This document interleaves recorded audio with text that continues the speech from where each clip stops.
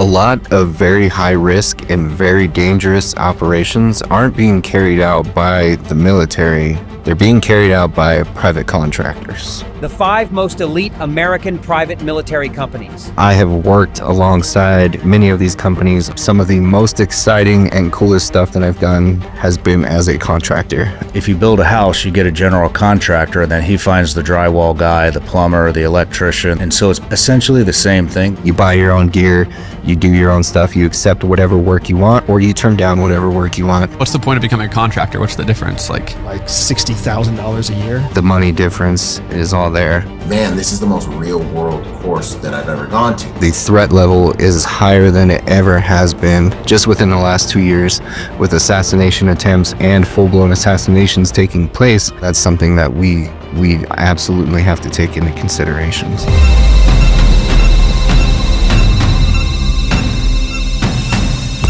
A lot of very high risk and very dangerous operations aren't being carried out by the military or by law enforcement alone. They're being carried out by private contractors. Private contractors, there's a whole list, a whole different category of people out there, and private contracting is a very wide spectrum of people. So there's private military contractors who do exactly what that sounds like. These are people who are contracted through the government to fulfill military roles, usually very highly trained people, usually former special forces, but they are civilians being paid to carry out the job of the military. There's private security contractors. Very similar role.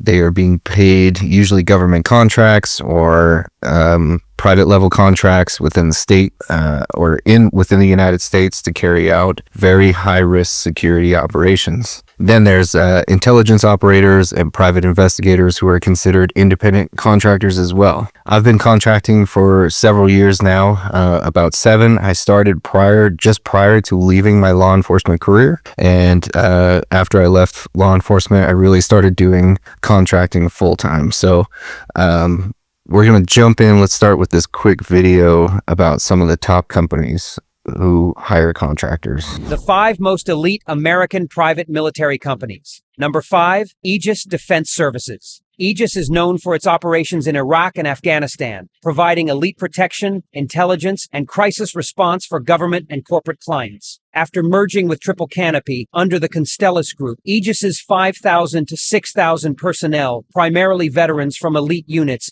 ensured their teams were mission-ready in high-risk environments.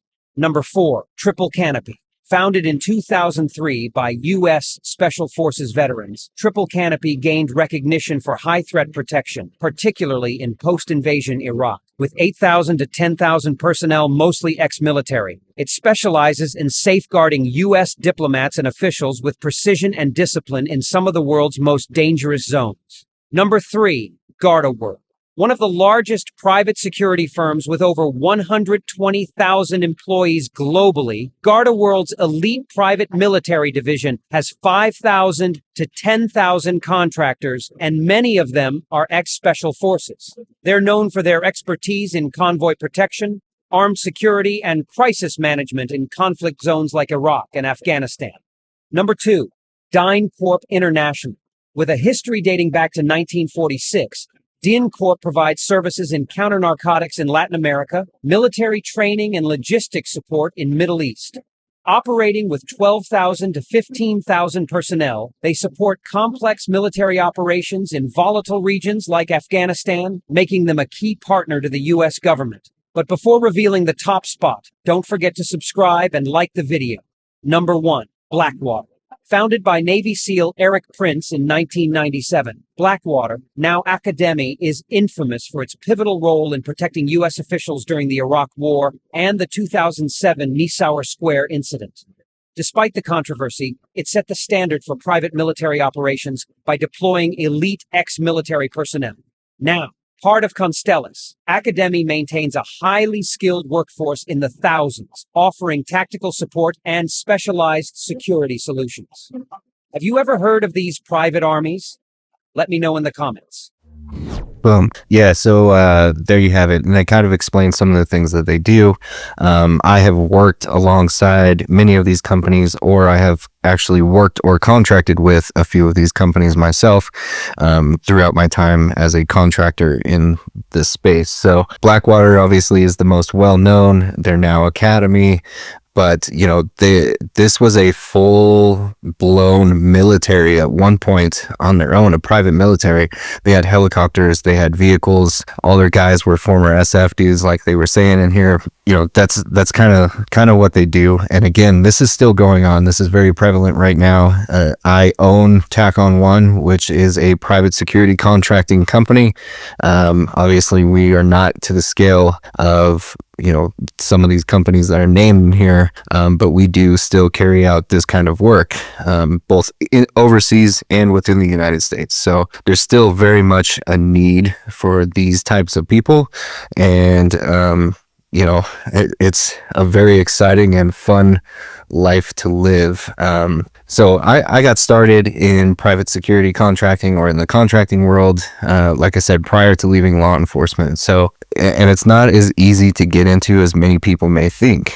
I actually had to prove myself, even though I had a pretty good resume going into it. To give you guys a little background, I enlisted in the Marine Corps when I was 17 years old. I went to Marine Corps Security Forces School. I was selected for FAST Company, which is Fleet Anti-Terrorism Security Team. After I finished that, I went and fulfilled my time in the infantry. I was an infantry rifleman, but I was attached to a mobile unit in Sangin, Afghanistan. And after that, I went, I had a few months left on my contract after the deployment to Sangin. I was on a shooting team, did all kinds of instructor stuff for the Marine Corps prior to getting out. When I got out, I immediately jumped into my career in law enforcement, starting in the Department of Corrections before going into work in the street, where I became a gang detective, general detective. I was on the SWAT team, all this stuff for almost 8 years. And then, like I said, towards the end there, I started doing some private contracting stuff on the side. Kind of kept it to myself, and it was mainly instructor type stuff. And then when I left law enforcement, I really started taking all kinds of contracts, working for all kinds of companies. And that's the beauty of it, is contracting. You're a contractor. You can work for as many people as you want. You can work for as many companies as you want. You can accept work or turn down work. The work is out there. And I will say, you know, listing off everything that I've done, some of the most exciting and coolest stuff that I've done has been as a contractor. And I know that's going to upset a lot of people, but it's 100% true. I've done some very crazy things I never thought I would be able to do as a civilian contractor. And it's kind of wild, the privileges and the opportunities I have had. Now, there's a big need for it, but there's a lot of people out there who are competing. Your name goes a long way. Your reputation is a big thing in the contracting world, and the money is there. You can make some pretty significant money. Let's watch another video real quick. So it's these private companies that are getting paid It's a middleman. by multiple different agencies to go and fight. It's not fight. It's not like an offensive force, you know, and like my thing kind of, it was a protective detail for spies. Okay. And then when we got in there, they started to realize, like, oh, these guys are a lot more capable of doing other shit than just protective stuff undercover. And so they started using us for all kinds of shit. Yeah, that's kind of how it works. You know, it's like when you build a house. If you build a house, you get a general contractor, and then he finds the drywall guy, the plumber, the electrician, the roofer, you know, the window guy, all that. And so it's essentially the same thing. They would go to a company like Blackwater or SOP. Yeah, so obviously Shawn Ryan in this video, he did some contracting as well. Mainly it's guys who are pretty fresh out of the military. Now, I didn't know anything about contracting until, surprisingly enough, I was still in the Marine Corps. I was stationed in Virginia. I was still with Fast Company, and this guy was going door to door selling some products. And when he came in, he realized that you know, I'd let him in. He seemed like a cool guy. We were actually talking about what he was selling, and he realized that I was a Marine, and and was in the military still, and he started to talk to me about the contracting work that he did on the side. So he was a salesman, 9 to 5, and then he would pick up these private military or private security contracts on the side to make a bunch of money, because there is a lot of money in it. And he just kind of explained it to me, and I was like, oh, that's cool. You know, like, what's the contract like? How long do you have to be in? What kind of gear do they give you? And he was like, no, it's not like that. You buy your own gear, you do your own stuff, you accept whatever work you want, or you turn down whatever work you want. And he just kind of sat there and explained it to me. But what really caught my attention was he had told me that he went and did a contract on some oil rigs for like an oil company, where he was protecting the oil rigs from, you know, people stealing whatever. He didn't go into too much detail what the protection was for, but he did tell me that it was about a 3-month long contract, and he came back with almost $120,000. So obviously that piqued my interest. But I went on through the Marine Corps, completely forgot about all that kind of stuff, other than hearing about the other guys who were getting out and they were jumping into the private security contracting or private military contracting stuff. But at that point, I had already started my career in law enforcement, and I didn't really want to go back to deploying and being gone and all that stuff at that time. It didn't fit in with the stuff I was going on with my kids and my family at the time. But the money was there, and the money is still there. Let's check out another video real quick. What's the point of becoming a contractor? What's the difference? Like $60,000 a year. you get paid more or less? You get paid a ton more. You get paid a ton more. Do you remember when Donald Trump, when he took office in 2016, for like 2 years after that, he tried to start taking security clearances from anybody who wasn't in government? Do you remember that? Yeah. He was 100% right. Because what happens is you don't make very much money in the federal government. And when I say you don't make very much money, what I mean is like a senior intelligence specialist or an SIS officer might be making maybe $210,000 a year after a 30-year career. Well, shit, dude. Like, you know how many 28-year-old salespeople are making $250,000 a year right now? So after a full year of servicing the government, for $210,000 being your greatest salary ever, you have these super high secrecy, or you have the super high clearance. You have a huge network of peers at CIA, at FBI. Andy Bustamante, he's saying it right there. The money difference is all there. Now, I will say the strange thing is, and I never anticipated the amount of authority you have as a contractor. Now, don't get me wrong, it's a very gray area. As an independent contractor, you need to carry your own insurance. You buy your own gear. Everything is on you, your own medical insurance. They don't pay your taxes. They don't do any of that stuff for you. You are basically on your own, operating as an independent contractor. Just like Shawn Ryan had said in the other video, just like, you know, to build a house, you hire a contractor, he finds the specialist, all that stuff. So now I started at the very bottom when it came to contracting, just like everybody else. They didn't care about my prior experience as a SWAT operator or as a fast operator or a Marine in general. They didn't care. Now, the military was often a prerequisite. It was a requirement for a lot of contracts. Now, law enforcement, that obviously opens doors for other kinds of contracts.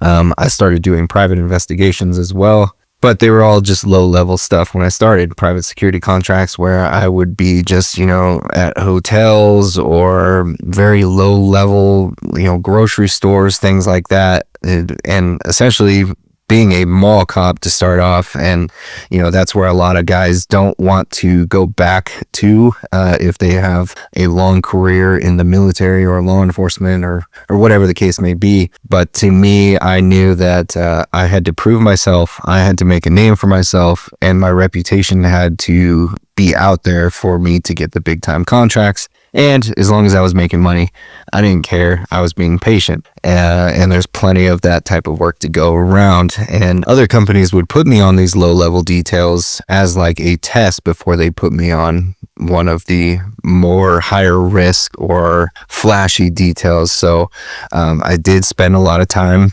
just working regular old private security as a contractor. But still, I was making more than I made in law enforcement doing that. So, and, you know, again, like I mentioned before, it was very surprising to me. I got into more stuff as a security contractor than I did in law enforcement or the military.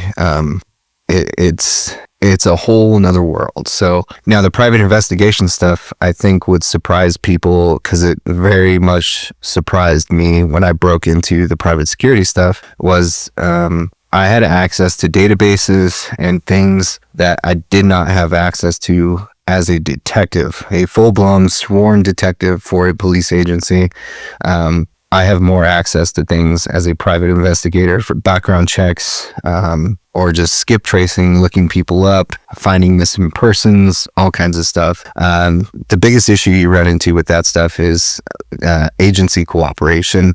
A lot of law enforcement agencies don't want to cooperate with you because they think you're just a nobody private investigator. You don't know what you're doing. Starting out, again, I started out private investigations, working surveillance cases, working very low level stuff before certain people started reaching out and started asking for more of the private intelligence type contracting stuff, where I was being asked to, I don't want to give out too much, but train informants to work for 3-letter agencies, things like that. So you got to start at the bottom, unfortunately, with this kind of stuff. Now, private security, same thing. Within the United States, one of the best things you can do in private security, or highest paying things you can do in private security, is executive protection. Now, executive protection often gets lumped in with bodyguards, and that's not the case. So there is a very clear difference. Bodyguards are usually buddies of the client or bigger people who just need to be a body to protect this person walking to and from, whereas executive protection is a whole other layer and whole lot more training and experience required. Let's check out another video real quick.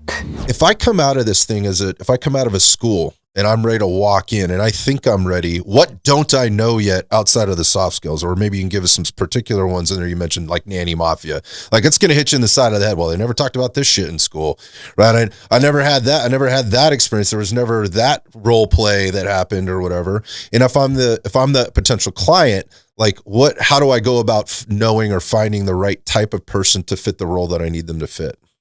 Yeah, man. So one, with the schools, unfortunately, and I'm not, there's some awesome schools out there, but some of the trends I've seen is that the instructors aren't actively working in the industry. The instructors are instructors. And so this industry is changing exponentially.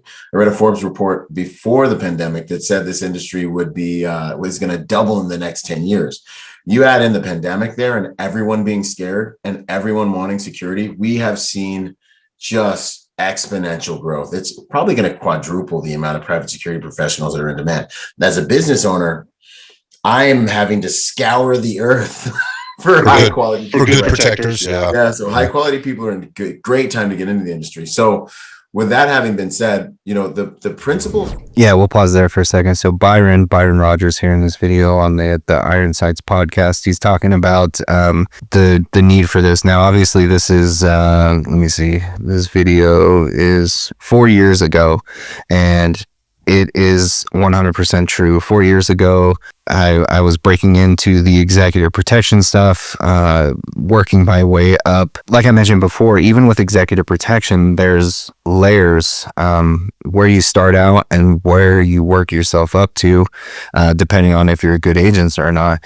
Now, he's talking about schools and stuff too. One of the biggest things I learned is in executive protection, military and law enforcement guys often get in trouble because the mindset is completely different.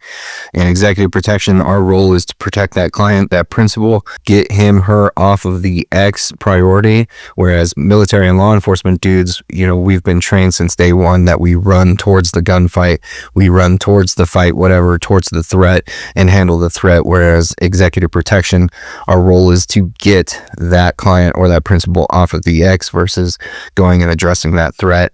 Now, addressing the threat may be something that has to be taken care of, but this is stuff that you have to learn in those executive protection schools.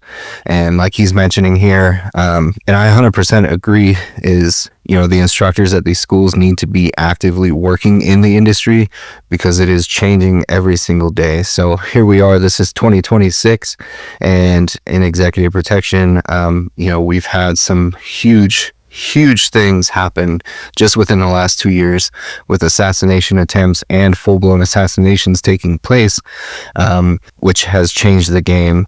And the threat level is higher than it ever has been. And, that's something that we absolutely have to take into consideration. So let's keep watching. Very rarely actually see the resumes or know what to look for. The hiring managers are the ones that are actually looking at the resumes. But with a lot of the schools, they'll teach you how to do executive protection. And you might even get on a detail because you know how to do executive protection from a good school. But guys don't make it because they make all these other little mistakes with regards to the social dynamics package. Because I didn't come from one of these big schools. All my content is straight up on the job. I had to cut my teeth on one of the hardest details in the industry. Then I left there and I went and I chased the pager and became a domestic contractor, which means I worked for like 5 different companies in a region. And I just took different gigs for every client demographic and worked with. There was like pickup basketball games all week long, all month long, different teams, different clients, and really kind of found a way to climb that way. And I did that on the East Coast, then came back and did that on the West Coast and rebuilt from the door again. Yep. A lot of guys are bouncing right now, trying to figure out how to get into the industry. So that experience has turned out to be, based on what my students are telling me, like, man, this is the most real world course that I've ever gone to. Yeah. So again, I agree. He's talking about the schools. There's a couple major schools where they are kind of the industry standard, so to speak, when it comes to executive protection. But I tend to agree that nothing makes a better agent than actual experience. And like he's saying, cutting your teeth on the details. I did the same thing. So when I was first getting into executive protection, I applied for a couple companies to work as a contractor, to work different executive protection details, to get my name out there even more. And I was turned down. I was turned down a lot because I didn't attend one company wanted you to go to this school. One company wanted you to go to that school. But I ended up working details just like Byron did here, where I started out kind of like everybody else did. I started out with high net worth families, then I worked my way up to celebrities, and now I'm in the realm of executive protection where you can't even talk about the stuff that goes on, and it's crazy. But again, a lot of guys get themselves in trouble. He's exactly right. Little things, because it's more than just protection. You're dealing with clientele or protectees that require a certain level of service, and you have to have great customer service. You have to have very, very strong attention to detail. You can't show weakness or show that you're tired. You can be on your feet for 20 hours a day, walking countless steps back and forth, and you have to keep your pace with the client, with their entourage, whoever the protectee. A lot of people think it's a very glamorous work. It is. It can be very grueling work as well. Let's keep watching. And when I go to other courses, I'm kind of like, this is more like the classroom, right? So when you walk out of one of those courses, you might know how to do executive protection, but you won't know, you'll be at a disadvantage when it comes to how to survive on a detail. And the reason why is because you're in these high stress environments. You're the king's court, right? Like, so you say the wrong thing at the king's table, you're done. You rented a Ford and the client likes Chevy, you're done. You know what I'm saying? You got Aquafina water and the client wants Fuji, you're done. Like, go home. And it's like Shark Tanky, you know what I mean? So you wore a red shirt, he doesn't like red, you know what I mean? So it can be one of the most unfair industries, right? But when you're in these situations where everyone's a little bit on edge because they don't want to upset the blue bloods, right? You start to see like the prisoner's dilemma kind of thing come in, where like everyone starts to want to protect themselves, and you can find yourself in an environment where competition starts to rule over cooperation. Wow. Anytime competition rules over cooperation, you have a high attrition environment. So everyone's afraid, doesn't trust anyone else, and they're protecting themselves. This is in your own EP team, and this is in all your auxiliary team members with the house staff and the nannies and the butlers. And so you will be behind the power curve, realizing where alliances are. Can you create alliances? And your alliances and all these different factors are really what's going to make it so you actually survive, not how awesome you are at all the things you learned at your school. Yep. Again, totally agree, 100%. Same thing, like I just talked about those companies that I once applied for and they didn't want anything to do with me because I hadn't been to these schools. Well, I opened Tacon 1. I started forming a team. I started working these executive protection details. Our name traveled very quickly. And next thing I know, those same exact companies that wanted nothing to do with me started reaching out, and all of a sudden they wanted to offer me jobs and offer me all kinds of additional work, either through my company or privately, just myself as a contractor. So, again, your name is everything in this stuff. And, the schools, they're important. They are 100% important. You should always be training yourself, going to other trainings, learning as much as you can, no matter what industry you're in, but especially when it comes to private contracting, private security, executive protection, that kind of stuff. You have to stay on top of it. You have to continue to train unless, you're working details all the time, which you absolutely can. And some of these guys, that's exactly what they do, is they go and they work detail after detail after detail. They go on deployments, they do all kinds of stuff. And, next thing they know, they're coming home with 200 plus grand a year working in this industry. And it's absolutely possible. So, but yeah, that's, there's, again, all kinds of contractors. You got the private military guys, private security. Sometimes those blend, mix, roles. Then you got private investigations and private intelligence contractors. You got contractors who are medics. You got contractors who are SF guys. You got contractors who are just strictly intelligence guys. And you could all get together on the same detail, working for the same client, the same people.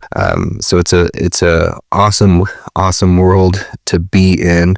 And again, I've done some of the craziest stuff as a contractor that blows my time in law enforcement on SWAT and the Marine Corps and in Afghanistan, everything out of the water.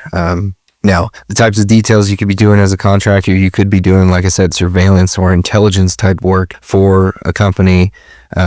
Again, we saw the videos. They're talking about the use of contractors for anything, really. I've mentioned it in previous videos that think of every elite agency and every elite unit, there's going to be a privatized version of that exact thing. So CIA operators, there's going to be contractors who work for the CIA who are intelligence guys.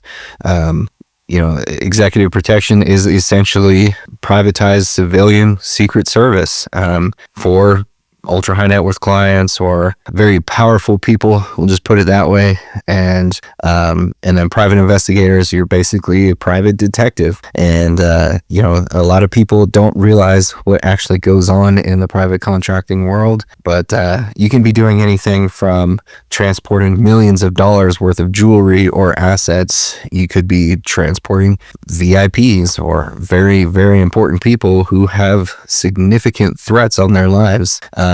You could be protecting nuclear assets as a contractor.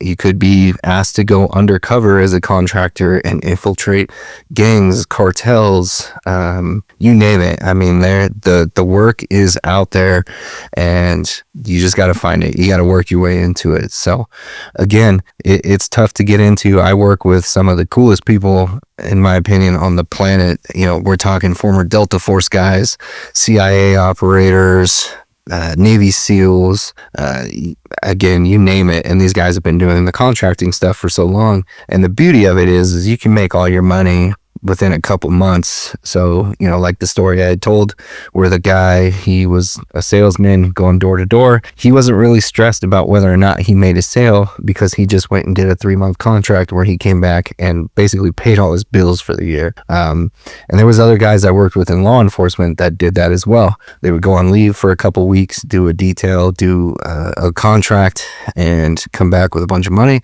And then they weren't worried about working on the police salary or the cop salary, so to speak. The money is out there. And, you know, during this second administration with Doge and all that stuff, a lot of the contracting got cut. But it's still out there. There's plenty to go around. Obviously, I'm still doing it. A lot of my team is still doing it. It's out there. There's plenty of work to be done, and you know, it's not going anywhere. Now, all the stuff with the wars and everything that's gearing up, wartime is a great time for contractors because there's going to just be all kinds of contracts. And I'm not just talking like the, you know, more operator type stuff like I do.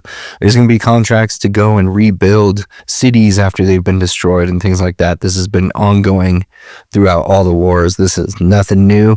But, you know, the money is definitely there and it's exciting work. Maybe I'll do another video and kind of tell you guys some of the things that I've done over the years. But thanks for watching, everybody. If you like this video, give me a thumbs up, subscribe. Let me know in the comments what you guys think. If you want another video on any of these topics, just let me know. I'd be happy to do so. So until next time, I'll see you guys later.